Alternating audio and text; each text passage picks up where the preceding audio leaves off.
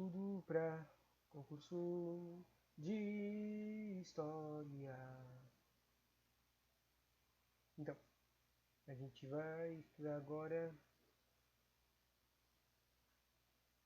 o conteúdo de história, que na verdade não tenho a menor ideia se vai cair pro Diadema, pro agente de Diadema, mas cai no policial, mas cai conteúdo de história no treco de Diadema.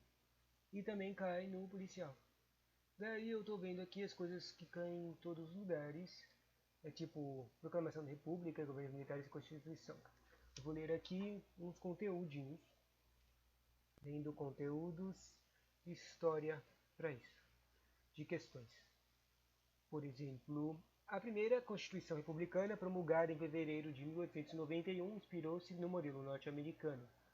Daí ele pergunta sobre essa Constituição. Daí tem um monte de alternativas. Mas vamos ler só a certa. Esta Constituição, primeira Constituição, permitiu que, ao menos implicitamente, os Estados exercessem as diversas atribuições como contrair empréstimos externos, né, que são os investimentos externos, e organizar forças militares próprias, além do direito de expresso de decretar imposto sobre a exportação de suas mercadorias. Segundo ponto, a primeira Constituição da República se inspirou no modelo norte-americano, consagrando a República Federativa Liberal. É a chave da autonomia dos estados de designação dada às antigas províncias. Estava no artigo 66, súmula 2 da Constituição de 1891. Aí se dizia caber aos estados poderes e direitos que não lhes fossem negados por dispositivos do texto constitucional. Desse modo, os estados ficaram implicitamente autorizados a exercer atribuições diversas, como as de contrair empréstimos no exterior e organizar forças militares próprias, né? A mesma coisa que estava na pergunta anterior. Deixa eu ver uma coisa. Mesma pergunta, mesmo ano. Interessante, né? E a resposta, a pergunta é: a decorrência mais impactante da antiga no artigo da Constituição Federal de 1891 está no Exército. Essa aqui, 65, súmula 2. Diz o quê? A possibilidade de contrair empréstimos no exterior que seriam vitais para os governos paulistas criar planos de valorização de café e decretar impostos sobre a exportação de suas mercadorias, ou seja, ficariam ter direito de ficar mais ricos. Observe a imagem a seguir, ele tem uma imagem da Proclamação da República, de uma mulher representativa, representando a liberdade da República, né? E é uma mulher com escudos, a bandeira e eu acho que uma espada, mas é uma espada que parece que está enrolada alguma coisa, sei lá, uma cobra. É muito representativo isso aqui. Daí, a pergunta é: a mulher viveu momentos de contradição durante a República Velha, pois, embora sua imagem tenha sido utilizada como um símbolo da forma republicana do governo, daí, pois o quê? A verdade é que a sua participação política da mulher foi limitada pela Constituição de 1891, podendo exercer por lei o direito ao voto somente após o Código Eleitoral, que foi feito em 1932.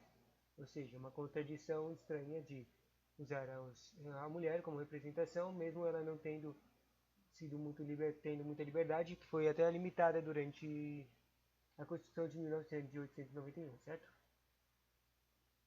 Próxima questão.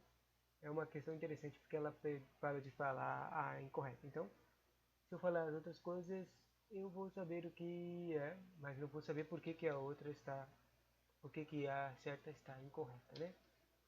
Deixa eu ver aqui. Duas linhas de interpretação surgiram já nos primeiros anos e dos vencedores e a dos vencidos. Né? Dos vencedores e dos vencidos. A dos republicanos e a dos monarquistas, as quais vieram juntar-se com o tempo de tempos republicanos, que, desiludidos com a experiência, aumentaram o rol de descontentes, exaltando as glórias do império e ressaltando os vícios do regime republicano. O texto acima refere-se ao contexto da proclamação da República do Brasil, e nele a autora fez menção aos diversos argumentos republicanos de então. A esse respeito, assinale a alternativa incorreta. Mas eu vou pular ela e ver as certas. Primeiro, isso aqui está certo. Os republicanos traziam à tona as revoluções e pronunciamentos a partir da Inconfidência Mineira, afirmando que a república sempre fora uma aspiração nacional e que a monarquia era uma anomalia na América, repleta de repúblicas. Certo. Segundo ponto, criticando a centralização excessiva do governo, o monárquico e a fraude eleitoral que possibilitava ao governo vencer sempre as eleições, efetivada por um grupo de homens idealistas e corajosos, quer dizer, pulei uma linha, tá? Consideravam a república, daí vencer sempre as eleições, daí consideravam a república a solução natural para os problemas, sendo efetivada por um grupo de homens idealistas e corajosos que conseguiram integrar o país às tendências do período. Terceiro, correto. As arbitrariedades, os abusos do poder moderador, a manutenção da escravidão, a má gestão financeira e as guerras externas foram usadas como fatores de progressiva impopularidade da monarquia. Interessante, má gestão, guerras. E último ponto, alguns republicanos afirmavam que a democracia no Brasil tivera origens étnicas no povoamento e a proclamação da república fora fruto da constituição etnográfica, da transição de um regime de trabalho agrícola e industrial, da propaganda republicana e da corrupção política e da deficiente administração do império. Né? Agora vamos tentar, né? Vou tentar entender. Se eu não conseguir acertar aqui, entender qual é o erro desse aqui, eu não vou mais tentar acertar as coisas erradas, não. Os republicanos procuravam atenuar os males do império, afirmando que adivinham menos do imperador e muito mais da estrutura monárquica. Eu não entendi o que ele quer dizer com isso. Adivinham menos do imperador e muito mais da estrutura monárquica. Ou seja, eles gostavam do imperador, mas não gostavam da estrutura monárquica. Isso não faz sentido, se contradiz. Pelo menos é estranho. Monárquica montada que o levou a ser, ao mesmo tempo, a sua maior representante e também a sua maior vítima. Está dizendo como se o monarca e a imperadora era vítima da monarquia. Isso não faz muito sentido, é contraditório. Vamos ver qual era a então.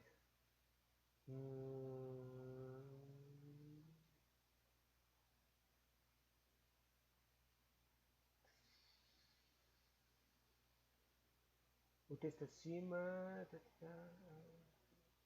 Foi aqui, ó. A transição brasileira para a República foi, sobretudo, um processo das elites dirigentes. Naquele momento, o eixo econômico já deixara de coincidir com o centro político, o que era a raiz da crise do sistema, ao passo que a corte continuava dominada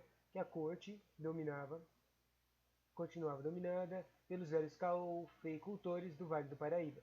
Desde a década de 1880, o protagonismo econômico passaram para os produtores de café do Oeste Paulista, que reclamavam da centralização do poder da corte sem acomodar as novas forças econômicas, ou seja, havia sim uma preocupação com o desmonte de algumas estruturas monárquicas, mas não com todas.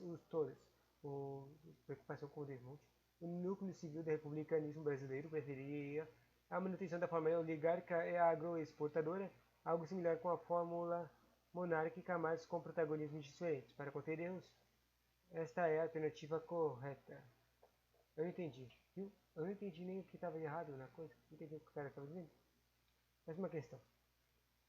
A Constituição Federal, aprovada pela Assembleia Constituinte em 1891, ou seja, está falando da primeira lá, cumpriu o paradoxo de ter centralizado uma das palavras de ordem do Manifesto Republicano de 1870. A centralização, desmembramento, descentralização e unidade, né? Daí, a trata-se de um exemplo de descentralização apresentada na carta, autoridades dos estados que tinham sobre as atividades minerais que estivessem dentro de suas fronteiras. Isso aqui faz sentido com o conceito das coisas que a gente leu antes, né? A coisa de 1891, ela deu mais liberdade aos estados, deu poderes para eles se autogovernarem essas coisas. Por exemplo, eles podiam ter as coisas militares, exportações e investimentos externos, certo? Nesse caso aqui também é um jeito de dar mais poder a elas, tendo ela poder sobre as jazidas minerais. O próximo ponto é a Constituição, centralização do desmembramento, a mesma coisa. A Carta de 1891 permitiu o quê? Permitia às autoridades sobre as jazidas minerais que estivessem dentro de suas fronteiras o poder de contratar empréstimos e emitir títulos no exterior. Viu?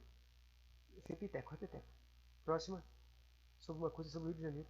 O Rio de Janeiro, dos primeiros anos da República, era a maior cidade do país, com mais de 500 mil habitantes. A capital política e administrativa estava em condições de ser também, pelo menos em tese, a melhor terreno para o desenvolvimento da cidadania. desde a independência e particularmente desde o início do segundo reinado, quando se deu a consolidação do governo central e da economia cafeeira na província adjacente, a cidade passou a ser o centro da vida política nacional. O comportamento político de sua população tinha reflexos imediatos no resto do país. A proclamação da República é a melhor demonstração dessa afirmação. Sobre a proclamação da República de 1889, diz assim: ela resultou da ação de um setor das Forças Armadas e contou com o apoio de grupos políticos da capital. Interessante, interessante, interessante. Próximo ponto, ainda sobre essa coisa do Rio de Janeiro. O texto afirma que a consolidação do Rio de Janeiro, né, ou seja, uma constituição, como centro de vida político nacional, ocorreu com o quê? Como é que ocorreu o centro de vida político nacional? Ocorreu com a concentração do poder nas mãos do imperador e a ascensão econômica de São Paulo.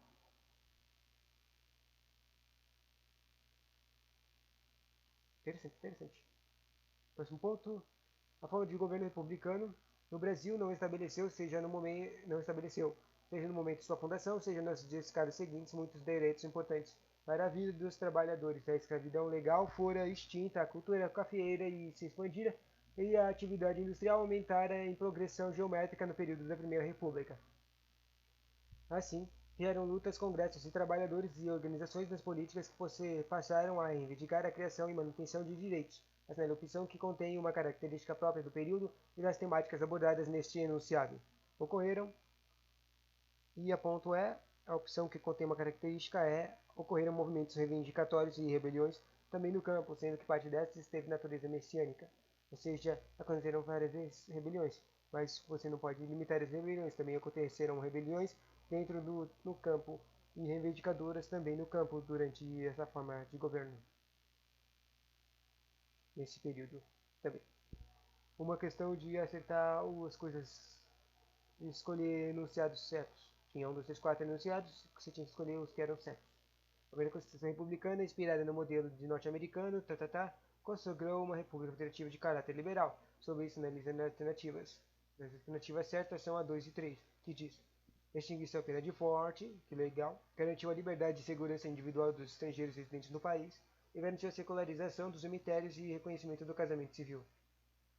Secularização dos cemitérios? Isso aqui me confunde, porque eu não entendo o contexto disso. Mas deve ter sido bom na época. O que será que eles faziam com os cemitérios naquela época? É? Outro ponto aqui é sobre uma corrente filosófica. Questão: a corrente filosófica presente no movimento republicano que inspirou o lema Ordem e Progresso foi o que inspirou a Ordem e Progresso? Foi uma corrente filosófica chamada positivismo. Corrente filosófica que é o jeito de pensar. Ou seja, nós queremos progredir, que o futuro da república era dourado. Próxima questão. Um setor importante com o advento da República foi o dos militares que estiveram na frente dos 2 primeiros governos republicanos. Marca a alternativa correta sobre o que podemos destacar deste período. Os militares formavam um grupo coeso e homogêneo. A Marinha e o Exército eram forças aliadas na defesa da consolidação republicana. Deodoro da Fonseca e Floriano Peixoto tinham as mesmas concepções políticas positivas. Opa, acabei começando lendo as respostas das perguntas e não a resposta certa direta. É difícil quando isso acontece. De novo, um setor importante para o advento da República foi os dos militares, que estiveram à frente dos 2 primeiros governos republicanos. Marca a alternativa correta sobre o que podemos destacar deste período. A alternativa correta sobre esse treco de primeiros governos republicanos e da ajuda militar é assim: o traço marcante desse período foi a ideia de um executivo forte. Eles queriam ter um poder executivo forte, poder executivo e administração, certo? Próxima questão é sobre certo e errado. Sobre relativa à histórica política e econômica do período republicano. O processo que levou à proclamação da República foi influenciado por grupos que consideravam o modelo republicano uma forma racional do governo e que valorizavam a meritocracia. Certo.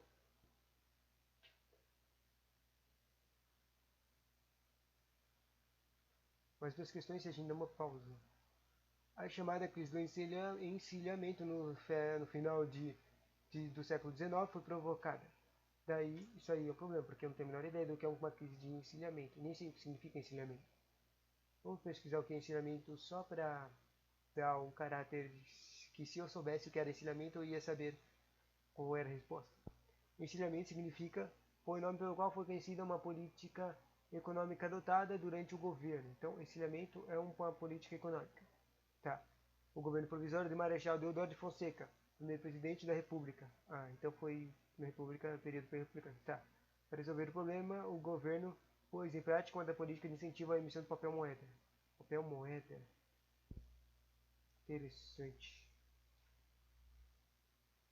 Vamos ver se dá pra ver.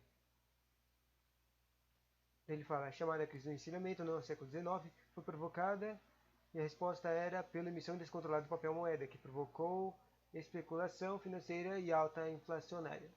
Bom, já que se você soubesse que o encilhamento é sobre o teco de papel moeda, encilhamento é o teco de papel moeda, dava para acertar isso aqui, né? E se você pensar em uma crise, você tem que pensar em alguma coisa que aconteceu ruim. Então, papel moeda mais ruim é isso aqui. Uma emissão descontrolada de papel moeda acabou provocou uma especulação financeira e alta inflacionária. E isso deu errado, né? Então, e mais uma pergunta para depois uma pausinha. Aqui tem um textinho, dois textos de episódios republicanos, vamos ver. Que ajuntamento, que movimento no encilhamento, olha aí, é das notas de novo. Se faz notar, toda essa gente quer de repente, rapidamente, cobre apanhar. É tipo uma rima assim, engraçada. Tipo, ajustamento, movimento ou encilhamento, depois notar, depois gente repetente, a gente rapidamente, depois apanhar, né? Notar com apanhar, ente,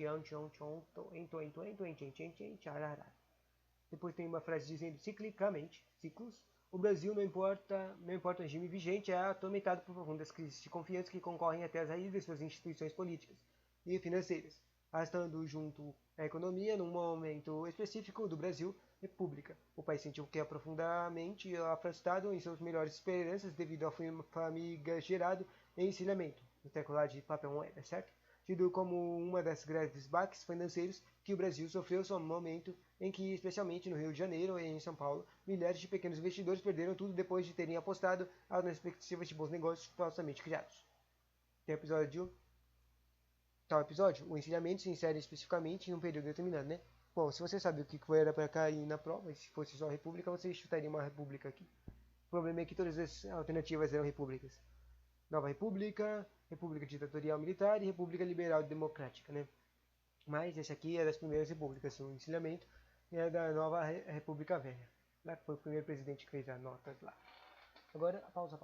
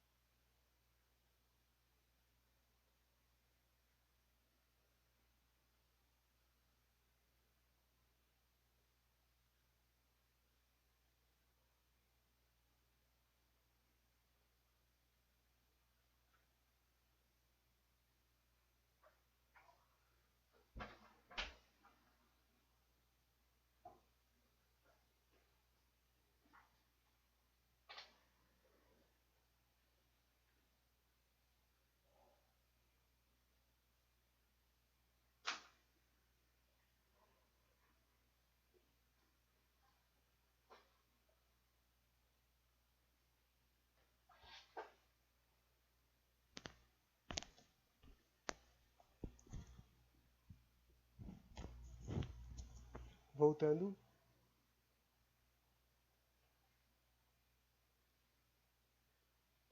A primeira Constituição Republicana de 1891, no seu artigo 69, acho que é aquela coisa que tinha aparecido, né? Também um parágrafo 2. O parágrafo do artigo 69, parágrafo 4, afirmava que além dos brasileiros netos e dos filhos do brasileiro seriam considerados nacionais todos os estrangeiros que, achando-se no Brasil aos 15 de novembro de 1889, não declararem dentro de 6 meses depois de entrar em vigor a Constituição o ânimo de conservar a nacionalidade de origem. Por outro lado, a mesma Constituição, em seu artigo 70, restringia a cidadania brasileira quando afirmava que só seriam eleitores dos cidadãos maiores de 21 anos que se alistassem na forma de lei e que estavam impedidos de se alistar os mendigos, os analfabetos, os militares, os religiosos de ordens monásticas e as mulheres. Sabe essa coisa aqui de alistamento? Pode ser não interessante, mas a pessoa que quer se alistar significa que ela não podia se concorrer para ser presidente, sacou? Tipo, porque dos prerrogativas para se cadastrar para um cargo político de executivo e outra do executivo, por exemplo, do governador, prefeito e outras coisas, é isso aqui, é o alistamento de voto. Bom, eu não sei se isso aqui é considerado nessa aquela época, mas já caiu questão sobre os farinhas não forem militar, né? Quer dizer, se não as mulheres que não podiam votar. Vamos ver aqui. A ambiguidade da Constituição de 1891 se justificava porque os primeiros republicanos privilegiaram dar a cidadania brasileira aos homens. Daí tem uma explicação aqui. Você tinha que terminar essa frase aqui, dar a cidadania brasileira aos homens, e ver aqui qual era a alternativa que complementava isso aos homens. E eram os homens livres, instruídos, com boa renda, nacionais ou naturalizados, deixando de lado os frades, os pobres, os analfabetos e as mulheres. Sacou? Aqui, tipo, também dá pra pensar que dá pra acertar isso aqui só relacionando as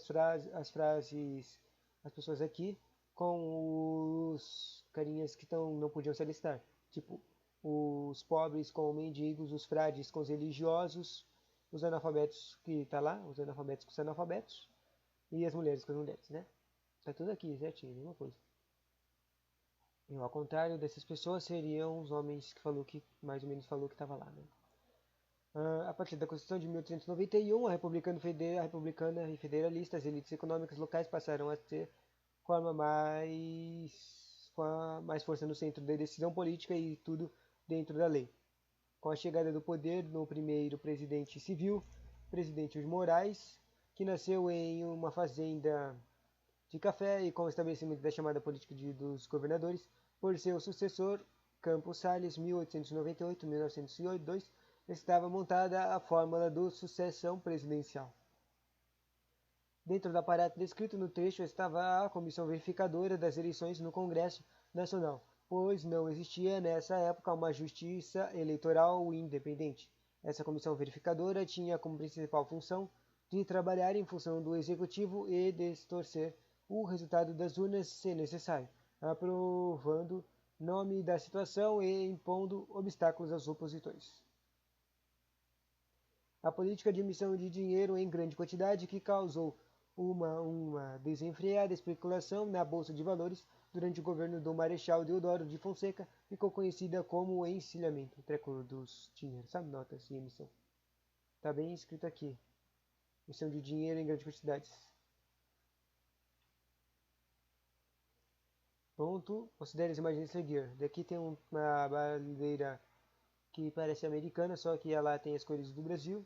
Diz aqui que era a bandeira nacional adotada pelo governo provisório da República em 15 de novembro de 1899, ou seja, antes daquela lá, o pensamento filosófico progressista, antes daquela Constituição Republicana nova lá. Daí a segunda mostra a nossa verdadeira bandeira, que é a bandeira atual, que é o verdinho, amarelo com bolinha no centro e a ordem e progresso lá no treco com as estrelinhas. Daí, aqui era para pensar sobre as duas bandeiras e ia ver qual que tinha alternativa, que tinha uma explicação racional sobre as duas bandeiras. A primeira é assim, os princípios do federalismo que defendia a descentralização política e a autonomia das unidades da federação. Era aquela que parece um americanozinho. E a segunda, os princípios do positivismo, né? O teco da ordem e progresso, que defendia a centralização política e a ditadura republicana. Que ditadura? Interessante. Daí, segunda questão. Derrubada a monarquia, uma Assembleia Constituinte elaborou a primeira Constituição Republicana. Análise afirmativa abaixo marca a opção correta. A Constituição estabeleceu o sistema financeiro do governo. Opa, essa aqui está certa. É uma questão de várias alternativas, quer dizer, de várias frases que você tem que saber as certas. As certas são 3 certas. A Constituição estabeleceu o poder de intervenção do governo central nos estados em certas situações. E a Constituinte estabeleceu a possibilidade de contratação de empréstimos no exterior diretamente nos Estados-membros. Volta aqui. Poder de intervenção do governo central nos Estados em certas situações. E estabeleceu o sistema federativo do governo. Daí, disso aqui, dessas coisas que caíram nas outras questões, já repeteco, era 1 e 4 e a terceira é a coisa que uma coisa interessante nova. Né? Vamos ver, próximo. Mais umas 10 questões e já termina. O 15 de novembro é uma data sem prestígio no calendário cívico brasileiro, ao contrário do 7 de setembro, dia da independência, comemorado em todo o país com desfiles escolares e militares e feriado. Da proclamação da República é uma festa tímida geralmente ignorada pela maioria das pessoas. Com base nos conhecimentos sobre os principais fatores que levaram à ocorrência da proclamação da República no Brasil, a segunda alternativa é incorreta. O problema não pode ser a incorreta. Mas o problema aqui é que essa questão aqui de encontrar incorreta era muito fácil. Porque não faz nem o menor sentido ela. Olha essa alternativa aqui, olha o que está escrito. O fato de Brasil ser o único país da América a manter um sistema republicano, meu. Tá loucão, meu, tá loucão. Não tem, isso aqui não faz o menor sentido. Tipo, a pessoa tem que ser de outro mundo para não saber que isso aqui tá errado. Ou ela só não pode saber o que é o contexto do que é uma república, né? As mudanças ocorridas no Brasil, isso aqui está certo, as mudanças ocorridas no Brasil já não condiziam mais com o sistema monárquico, tais como o uso da mão de obra assalariada, o desenvolvimento da indústria e do comércio. Segundo, certo é o crescimento e fortalecimento das ideias republicanas, principalmente por meio militar, por causa da vitória do exército brasileiro na Guerra da Paraguai, que, além de fortalecer os militares, colocou os oficiais brasileiros em contato com países republicanos, nos quais o exército tinha estreita relação com o governo. E outro ponto é o fim da escravidão brasileira. Interessante, né? Próximo ponto. A proclamação da República não é um ato fortuito, nem obra de acaso como chegaram a insinuar as monarquias. Não é tampouco fruto inesperado de uma parada militar. Os militares não foram meros instrumentos dos civis, nem foi um ato da indisciplina que os levou a liderar o movimento da República, o movimento da manhã de 15 de novembro, né? O da independência. O texto identifica a proclamação da República como resultado da disseminação de ideias republicanas salvacionais nos meios militares que articularam a ação derrubada da monarquia. Interessante. Mais 7 questões. A passagem da monarquia à república envolveu a ação de classes e grupos profissionais e corporações diversificadas que, após um largo período de disputas, fizeram prevalecer a nova forma do governo no Brasil. Analisando no momento histórico, uma em pauta marca a única opção que contém somente atores sociais ou agentes políticos que contribuíram para a proclamação de forma republicana do governo. Ou seja, quando estava mudando para a forma republicana, algum ponto que seja social, né? Tipo a coisa do voto, né? Ou uma coisa política, né? Tipo a liberação de, como é que se diz? De instruções, de influência, de investimentos. Qual eram os pontos? A resposta certa era o exército, núcleos positivistas, né? Foi importante os núcleos positivistas e cafeicultores de São Paulo. Ou seja, primeiro tem os ricos, os núcleos positivistas, né, que os carinhas querem o progresso, a evolução do Brasil, e o exército militar que apoiou. Próxima questão. O Brasil passou por uma mudança política relevante em 1889. A alternativa que apresenta claramente essa mudança foi o quê? A proclamação da República, né? Muito fácil. Vamos ver só as outras coisas só para você, tipo, são todas as outras coisas são coisas que aconteceram. O problema é que elas não aconteceram em 1899, foi a proclamação da República. As outras questões diziam, quer dizer, os outros enunciados diziam a libertação dos escravos, e isso já tinha acontecido faz um tempo, né? A queda do governo, quer dizer, na verdade a libertação dos escravos não foi há um tempão, mas demorou para cá muito tempo para ter isso acontecer direito, né? Mas já tinha acontecido.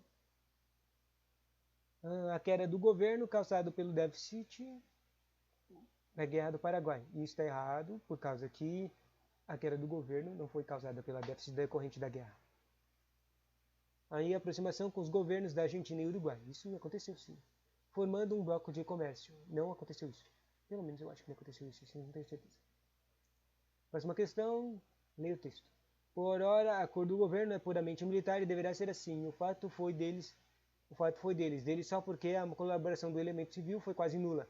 O povo assistiu àquela todo bestializado, atônito, surpreso sem conhecer o que significava. Muitos acreditavam seriamente estar vendo uma parada. Isso aqui está falando de alguma coisa de um golpe militar. Deixa eu ver aqui.